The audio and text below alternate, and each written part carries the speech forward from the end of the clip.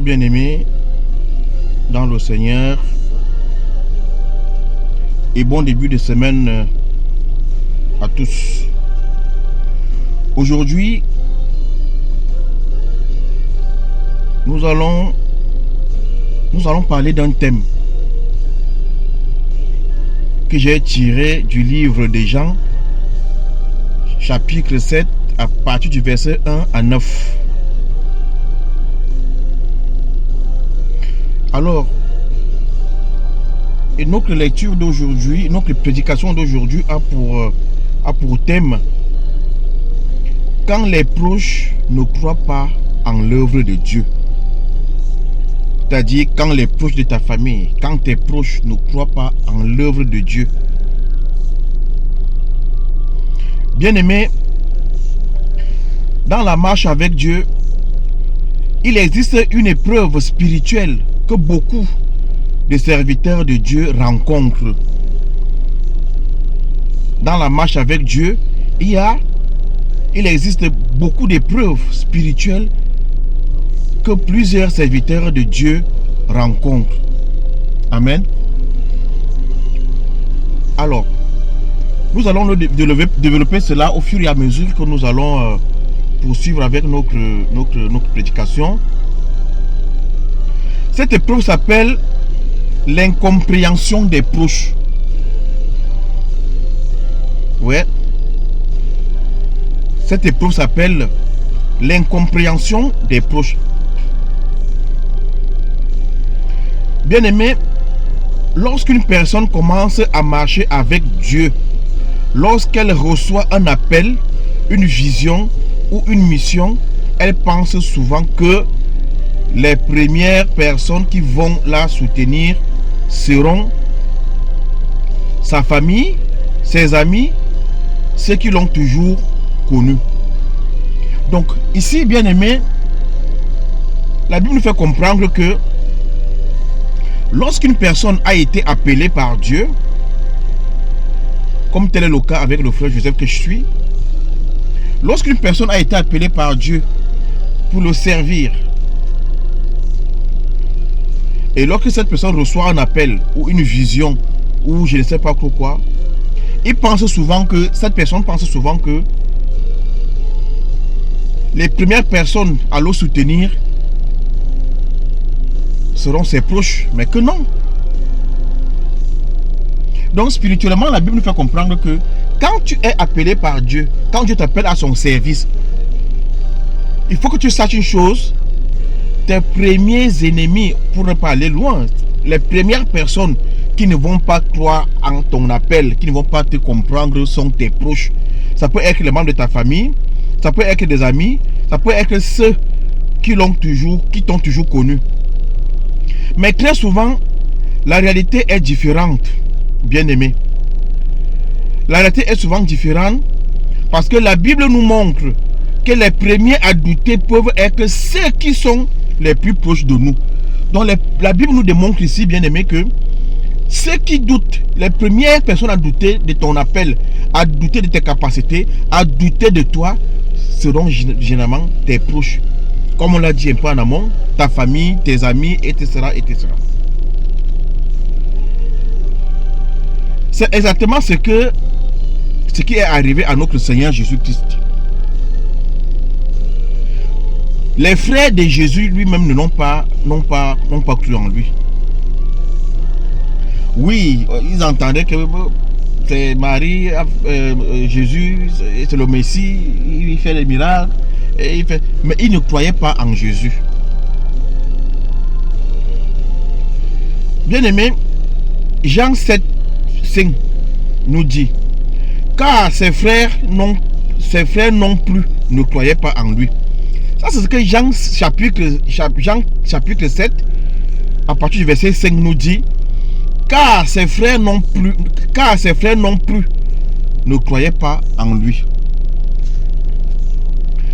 Mes frères, cela peut paraître surprenant.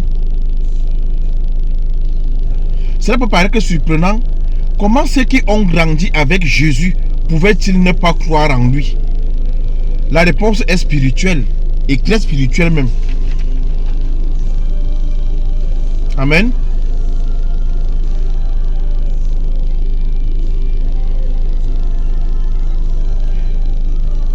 Bien-aimé, la familiarité peut empêcher la révélation. La familiarité peut empêcher la révélation. Quand tu es familier à des personnes et que tu leur dis par exemple, voilà, Dieu m'a parlé dans les rêves, Dieu m'a révélé ceci, Dieu m'a révélé cela, Dieu m'a appelé, ils vont te dire, il t'a appelé comment? C'était à quel carrefour? C'était dans quelle voiture? Il t'a appelé par quel nom? Je dois vous rappeler ici, bien aimé, que le Seigneur m'a appelé moi par l'identité de Joseph.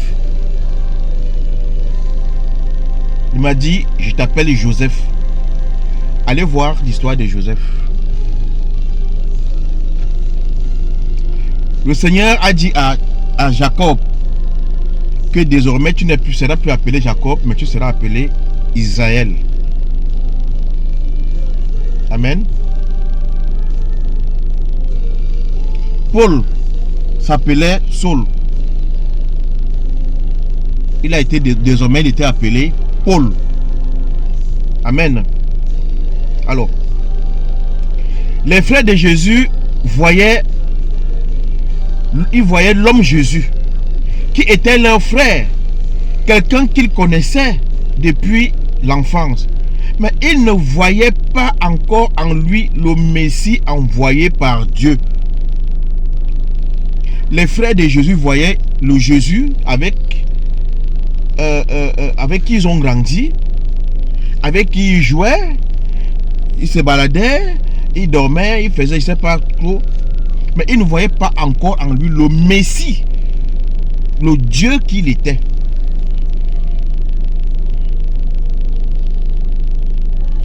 Leurs frères, les frères de Jésus voyaient l'homme Jésus qui était leur frère, quelqu'un qu'ils connaissaient depuis l'enfance. Mais ils ne voyaient pas encore en lui, le Messie envoyé par Dieu.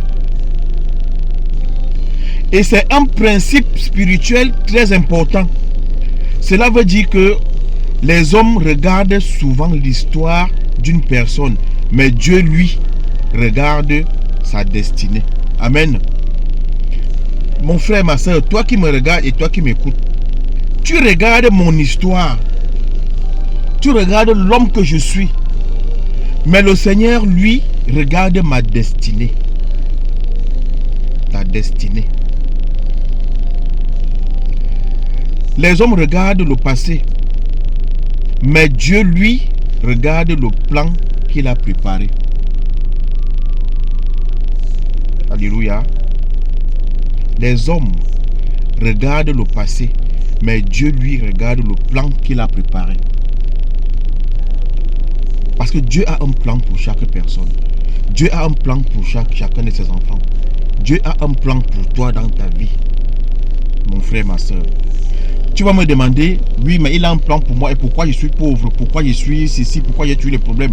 Mais le véritable problème, c'est quoi? C'est une question qu'il faut se poser. Quelle est ta relation avec Dieu? Ta relation personnelle avec Dieu, c'est laquelle? Est-ce qu'un enfant, un père qui a 3 enfants à la maison peut résoudre les problèmes de ses enfants de la même façon? Si ton père est consommateur d'alcool et qu'il rentre un soir, il est sourd dans son état d'ivresse, il se couche, il est peut-être tout nu, toi son fils, qu'est-ce que tu fais? Tu vas le toiser en te disant par exemple que vraiment il pue l'alcool. Qu'est-ce qu'il a encore fait comme ça? Tous les jours il boit.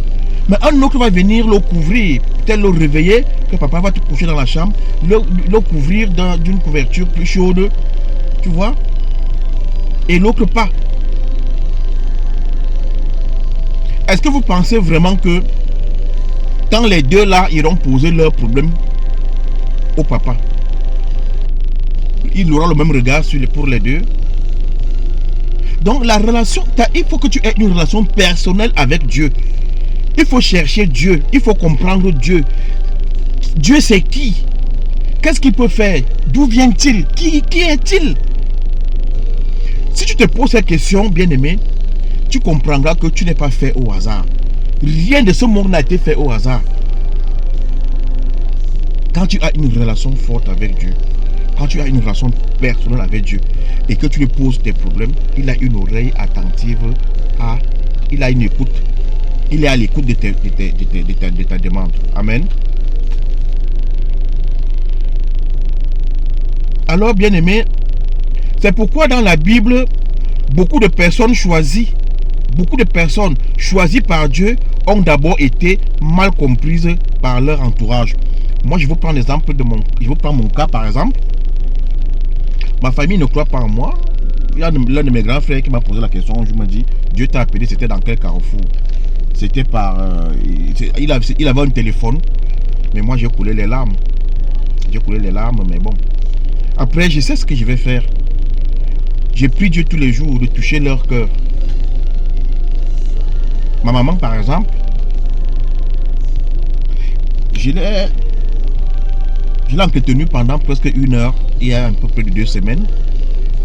Et j'ai compris que j'ai pu la ramener vers moi. J'ai pu la convaincre à 40%.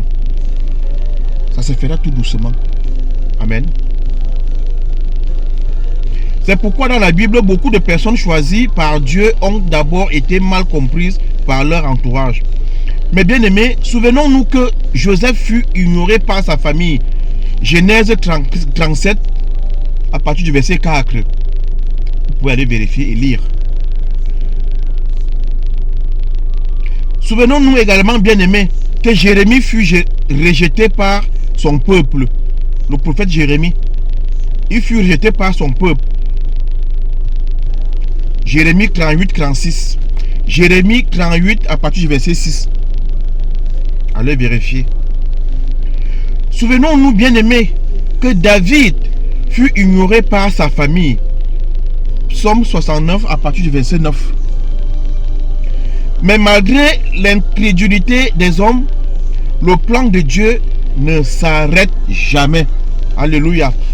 Malgré l'incrédulité de l'homme ou des hommes, le plan de Dieu ne s'arrête jamais, bien aimé. Il n'y a rien qui puisse arrêter le plan de Dieu.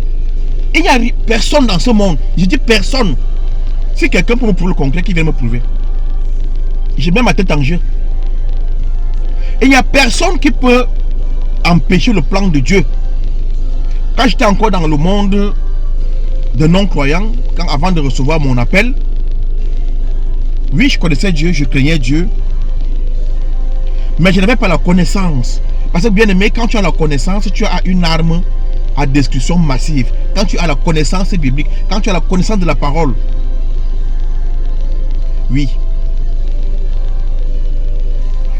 Quand tu as la connaissance, bien aimé, tu dois comprendre que si Dieu a établi un plan dans ta vie, il n'y a personne qui peut détourner ce plan. C'est quoi le plan? Ça veut dire que si Dieu a prévu que tu iras au Canada, toi qui m'écoutes, tu iras au Canada, tu auras 2 enfants dans ta vie. Personne ne peut changer ça, sinon c'est Dieu qui ment. Mais Dieu ne ment pas, il ne se répand pas de sa parole. La Bible nous dit que Dieu ne se répand pas de sa parole.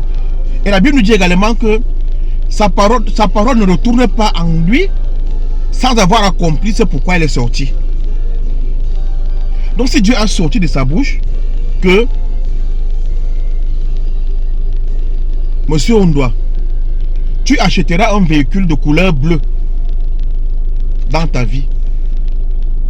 Bien aimé, il n'y a rien qui va empêcher ça. Rien. Les sorciers vont faire ce qu'ils vont faire, vont gâter. Mais un jour, tu vas acheter une voiture, même si tu ne roules pas dessus, mais tu auras d'abord acheté. Déjà acheté. Amen. Alors, bien aimé, lorsqu'une œuvre vient de Dieu, elle peut être contestée, elle peut être rejetée, elle peut être combattue. Quand une œuvre vient de Dieu, comme tel est mon cas, je suis combattu. Les gens me rejettent. Amen. Les gens me contestent. Ah, dis donc, laisse-nous ça. Toi qui buvais les bières, encore que la Bible, Dieu n'interdit pas de boire. Mais il parle de l'excès. Quand tu bois l'excès, tu commets des gaffes, tu forniques, tu fais des choses qui n'honorent pas Dieu. Là, vous ne vous entendez plus. Amen. Alors, bien-aimés,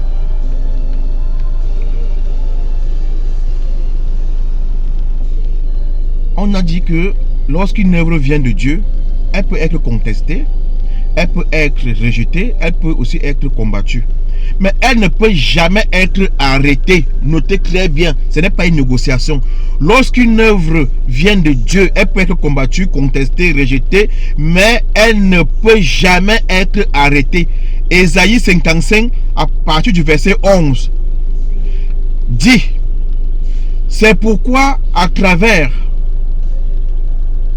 Non, je n'ai pas mentionné ça ici. Donc, pour voir ce que j'ai dit, je venais de dire qu'une œuvre ne peut pas être contestée, peut être rejetée et peut être combattue, mais elle ne peut jamais être arrêtée. Pour comprendre cela, allez lire Ésaïe 55 à partir du verset 11.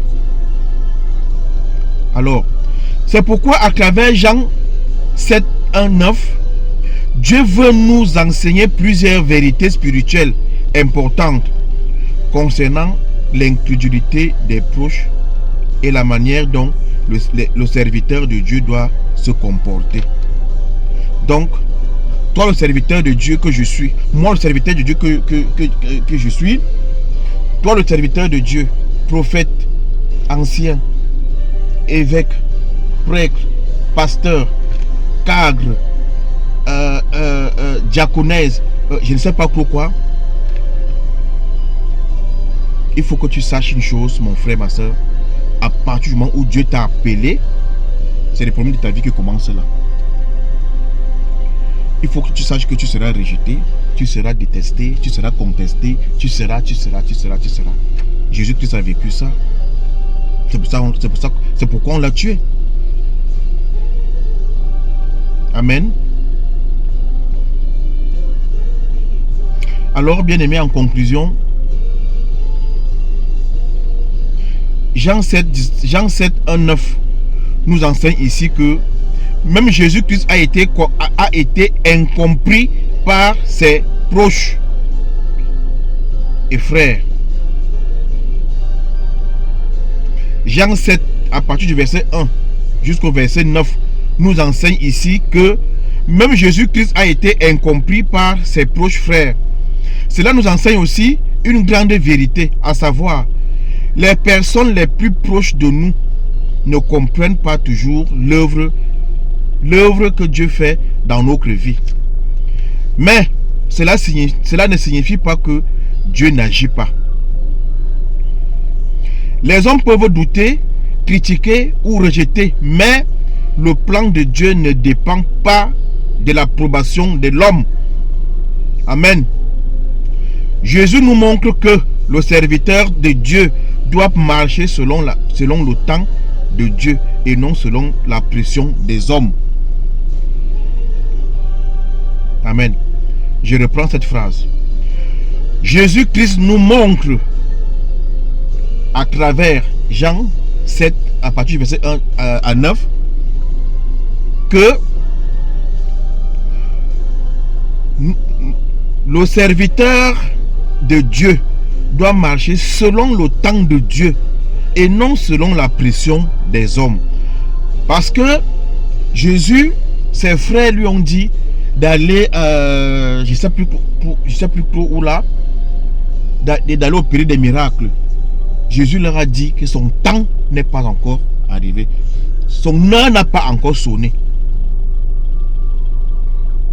Alors mon frère, ma soeur, si aujourd'hui certaines personnes ne croient pas en ce que Dieu fait dans ta vie, ne te décourage pas. Si Dieu a commencé quelque chose dans ta vie,